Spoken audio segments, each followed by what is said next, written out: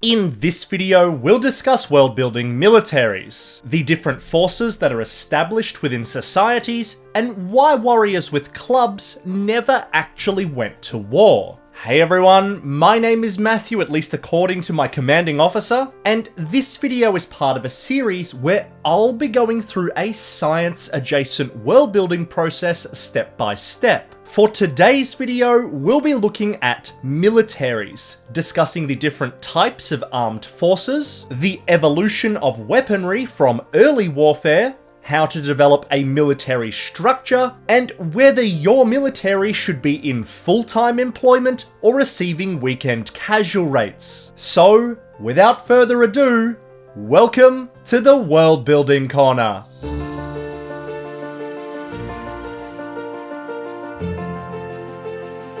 Alright, let's do this. A military refers to the armed forces typically authorized and organized by a sovereign state. A military is defined by its role, which is usually the defense of the state that's authorized it against external threats, though this role can become offensive rather than defensive in times of war, and can shift to include policing depending on government policy. The militaries of sovereign states are contrasted with irregular militaries, more commonly referred to simply as irregulars, which include all armed forces that are not within the official sanction of a sovereign state, such as mercenaries or revolutionaries, whose roles are often more diverse and who often operate for more personal intentions rather than for state interests. Occasionally, the lines between military and irregulars can blur, such as with levies, which are peasants or freemen called up by a sovereign state for short-term military duty, but are still considered irregulars rather than a military. Therefore, an armed force refers to any organized group of individuals equipped deliberately for conflict and/or strategy, and includes both militaries and irregulars. Perhaps most importantly for this definition is that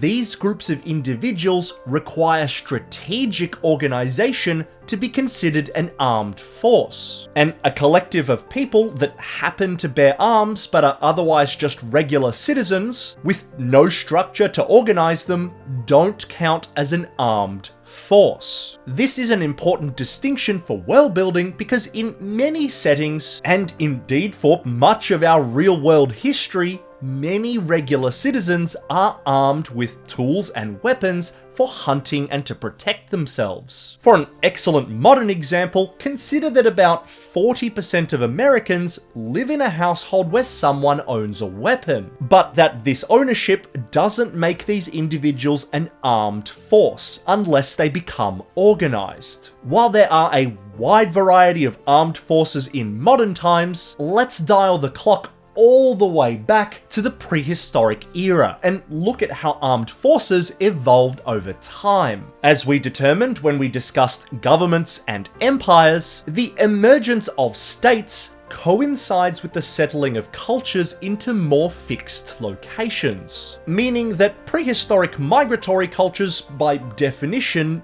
don't have states. The much less organized nature of prehistoric warfare therefore places greater emphasis on armed forces with technological advantages, rather than on strategy and logistics. While the stereotypical prehistoric warrior is often depicted with a club or spear, prior to advancement to using metals like bronze, these tools were not utilized often in warfare. In fact, during periods where wooden clubs and stone spears were the tools primarily used by humans in prehistory, there is a notable absence of intergroup violence. Instead, the most important prehistoric technology for warfare is archery, and we see a strong correlation between cultural groups that develop archery and the records of warfare, with those cultural groups with archers almost always emerging victorious over those without. It's believed that the ability to engage in combat from range, with relatively less risk to the attacker, was the primary cause of this shift for humans. And we can realistically expect the same from any fictional cultures that we're world building. As world builders, it's also important to consider whether magic can be used offensively at range as well. For Locus, the fictional world we've been building across this series, magic can be used in this way, especially magic that manipulates thermal or electric energy, as well as magic that can push or pull, and magic that causes decay. As we determined when we built the magic system of Locus, magic is not only accessible to those that ingest magical flora, but also innately to those exposed to particular types of magical flora for multiple generations. For Locus, based on where our 4 sapient species have evolved during the prehistoric period, and the types of magical flora present in those areas, this means that humans would have capable fire mages, Solaran capable frost mages, Naquil capable lightning mages, and Urakan both fire and light mages. These magic users would make effective early soldiers alongside archers, which would form the basis of any prehistoric armed forces. Prehistoric warfare, however, was mostly fought over resources rather than land, and the migratory nature of prehistoric cultures makes tracking successes in any organized fashion extremely difficult. Once cultures move out of prehistory, settle down and establish states, we not only begin to see organized militaries, but more clearly defined borders that are easier to keep track of, as well as the writing to make those records possible in the first place. Once militaries are established, they're often divided into branches with different tasks, such as the Army for land forces, Navy for naval forces, and the Air Force for, you guessed it, air forces. And in modern militaries, there are a huge range of diverse branches, from space to cyber to logistics. However, let's not get ahead of ourselves and look instead at the first branch of military, the Army. An army is an armed force that fights primarily on land. And as we are a primary land-dwelling species, armies were the first type of human military organizations. If you're working with a sea-dwelling or air-dwelling species, then they're likely to develop naval and air forces respectively as their first militaries. Early armies will include combat-based soldiers like archers and magic users, logistics-based supporters like officers, scouts, or suppliers, and once bronze is introduced, foot soldiers equipped with weapons like swords, axes, and shields. Groups of soldiers are called units, and different units will have different tools and tasks. These units are then typically organized hierarchially, with each level able to manage itself, but reporting to a higher authority within the organization. In this way, an army is made up of units of soldiers and officers of varying ranks. For example, in many countries, including North America and Europe, the simplest unit is a squad. A number of squads grouped together are then called a patrol, and the squads within a patrol answer to a sergeant, responsible for the entire patrol. A number of patrols then form a platoon, led by a lieutenant, and so on until we arrive at a field army, led by a general. While this hierarchical structure is just an example of how armies are organized in real life, any fictional structure is likely to be similar, with a hierarchy reflective of the number of units present within the army. Finally, it's important to distinguish between a standing army and army reserves. A standing army is a permanent, often professional military force comprised of full-time soldiers, who either enlist and form a career of soldiering, or who are conscripted, which refers to state-mandated military service. In contrast, Army Reserves refer to those who have military training but generally follow a civilian career, only taking up arms and joining the military when called for, such as during a war. Historically, there are a number of examples of both, and in ancient Greece, states like Athens utilized drafted militias that stayed in reserve during peacetime, while states like Sparta had year-round professional standing armies. On Locus, the types of militaries will be influenced by the government style of each state. Cathachusho, Thuchus, and Lindale, as absolute or theocratic monarchies, will each utilize standing armies, permanently active to serve the interests of the state. The Cathachutians, as we discussed when we determined their government, require military service for individuals to be eligible for citizenship. As Salaran have very little physical differences between males and females, this military service is expected of both sexes. Of course, non-military professions like farmers and traders are still required, and with citizens all serving as soldiers, Cathachusho quickly becomes reliant on conquest to bring subjects into non-military roles, with the state adopting slavery to keep itself afloat. Among Cathachutians, therefore, there are Zethidi, or slave owners, with their slaves able to generate the Zethidi wealth while they're campaigning. This has led to Zethidi having access to the best training and outfitting, and a new elite warrior class emerging. Lindale similarly requires all males to enter compulsory military service at age 10, while non-military roles are filled by females, though females are still permitted and encouraged to enter the military, usually filling positions of authority. Among the military elite of Lindale are the Ashborn, powerful fire mages in positions of military authority. Ashborn are those fire mages who have magical power enough to reduce an opponent to ash, from which the surviving mage will ascend from. While it is expected for these encounters to take place in battles, during peacetime, some Lindalian mages have taken to using rank and files as test subjects to gauge their powers. Thuchus implements a heavily religious military with warrior priests called Kathateshi, given a huge amount of responsibility and power within their culture. A Kathateshi is not only a soldier, but a government official, as well as a representative of the divine, making them officials, judges, and fighters all in one. To be a Kathateshi is considered a huge honor within Thuchusian society, and a great deal of favor and wealth is paid to those who successfully undergo training. The Gudajith, the theocratic monarch of the Thuchusians, rewards Kathateshi with land ownership, which over time has led to a divide between the upper class land-owning soldiers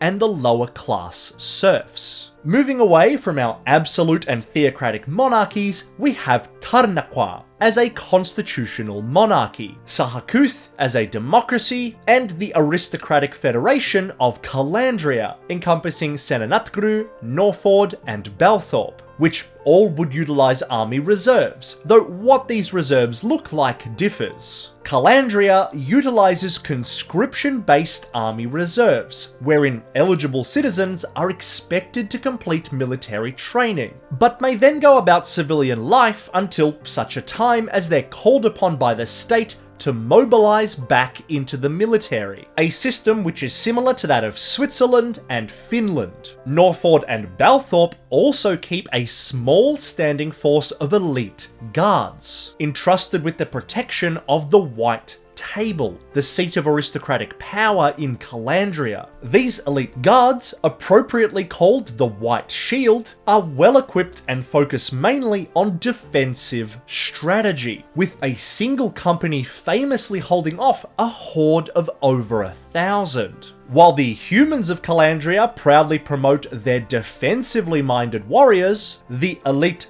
bear-like Senanat-Grian warriors follow a very different path. The Akrana are warrior mages utilizing overwhelming power in combat, whose strategy is simple: be bigger and stronger than their opponent. With magic fueling their already powerful Ursine bodies, a single Akrana can overpower multiple Urakani warriors and hold their own against entire squads of other units, both physically and magically. Using too much magical power on Locus, however, can have serious consequences, and Akrana dedicate much of their training to towing the line between overwhelming power and punishment for their hubris. Sahakuth, as a democratic society, has elected to maintain a volunteer military, wherein individuals enlist themselves and are generally free to determine their own levels of military involvement, such as is present in systems like the United States and the UK. As a result, Sahakuth has a larger involvement of irregulars, especially of mercenaries, soldiers willing to work for money, which Sahakuth as a trade city has no shortage of.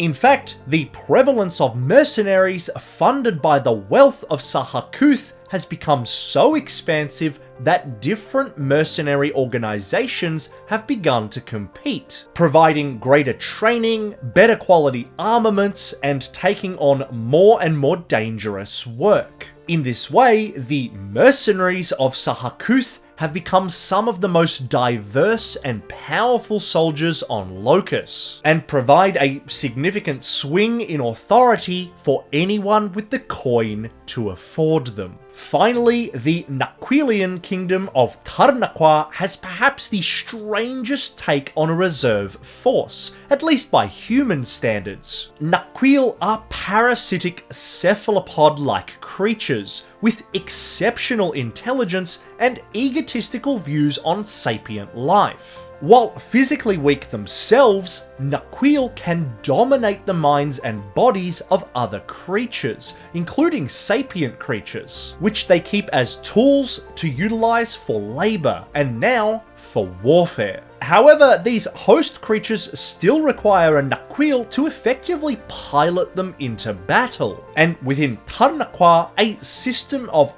voluntary military service is established, though their constitution stipulates that those with governmental power, including the monarch called the Kanyug, are required to serve in the military if war is declared. This has led to a trend of monarchs selecting the most battle-ready creatures for themselves, such as a Magnamore, a colossally sized carnivorous creature with a bite force rivaling saltwater crocodiles and the largest dinosaurs. Units within the Tarnaquian military are therefore exceptionally diverse, utilizing battalions of swift predators, bulky several-ton armored beasts, and even creatures capable of using innate magic to breathe fire or keep themselves invisible, all while piloted by one of the most intelligent sapient creatures on the planet. So, to recap,